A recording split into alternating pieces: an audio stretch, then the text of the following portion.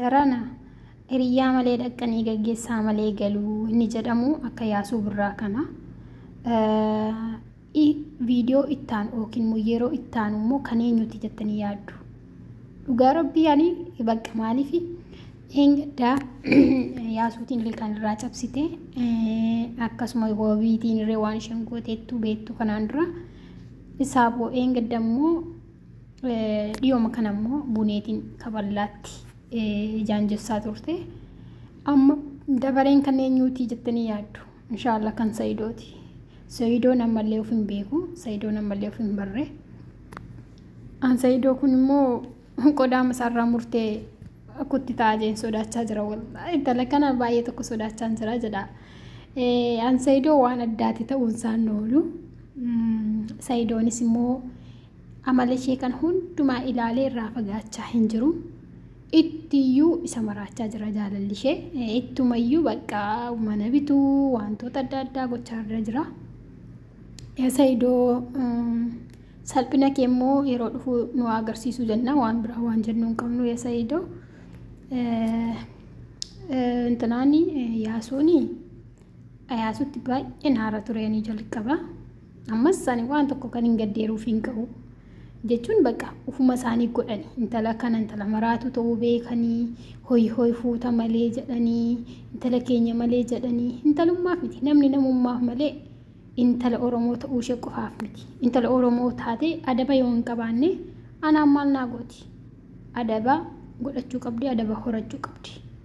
Adaba immoo akka isheen horattu kan taasisu tokkoof tokko isiin warra zuuraa ishee jiru, warra naannoo ishee jiru an akka kee batalee Sa'idoodha.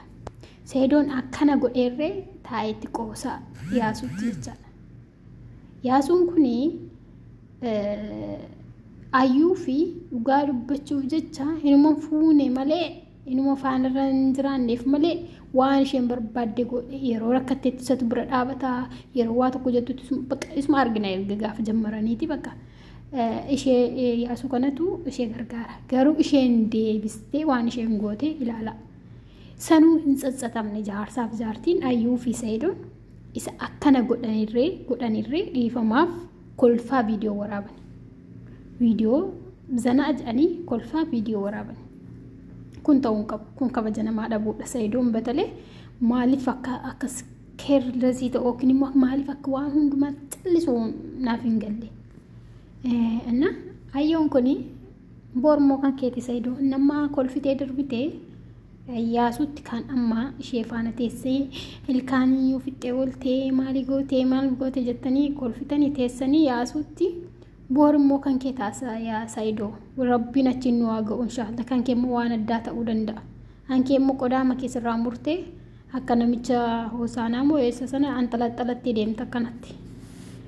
Inna mucaa kana sirreessuus kan danda'u si'a Sa'idoo, balleessuus kan danda'u si'a Sa'idoo. Yookiin irraa fagaadhu jiraadhu yookiin immoo likkiitti galchi gabbi jettee akka jaartii namaatti isheen mana keessaa isheen nanqatiin malee gabbi jettee haa jiraattu akkas gochuu ni dandeessa. Maaliif akkati callistuu naa galaan jiru. Inna yaasuunis hojii kee argattee dhugaa rabbii hojii kee argattee indoom xiqqaatayyuu qalbii namaa cabsuun akkam akka namatti ulfaatu bagaasi agarsiisee rabbiini. Kan Sa'idoo immoo rabbiin nu agarsiisu wallahi salphina Sa'idoo baay'ee tokko hin eegaani.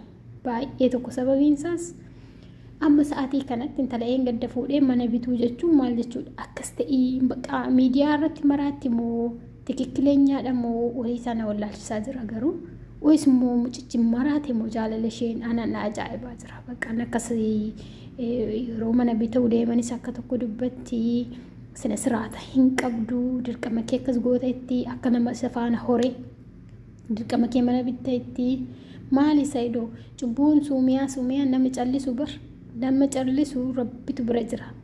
Wallaahi rabbiin immoo suutee dalaga hojiisaa booda qullaan kee hafuun kee noolu Sa'idoo.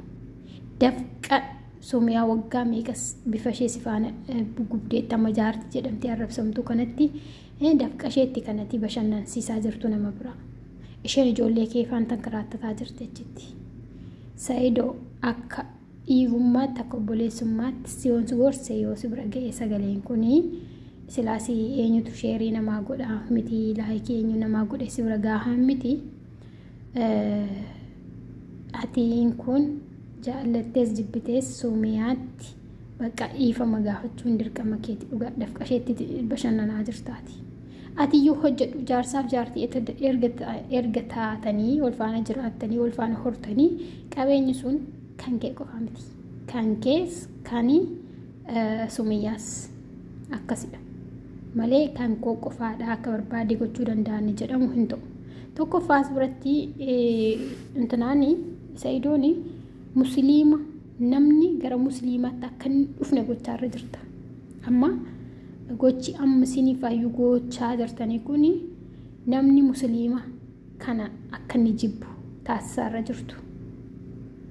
Dabqa intalli haati manaa kee tokko si faana hortee ishee faana hortee kaatee nama biraatti bashabashiisuu jechuun sheeriyaan nu eeyyameera afur fuudhuu dandeenya jettanii dafqa isheen tokko horteetti akkas intinaa gochuun amantichaa musliimummaa kana uummanni namni akka inni jibbu taasistee jirta jaallattees jibbitees yaa Sa'idoo.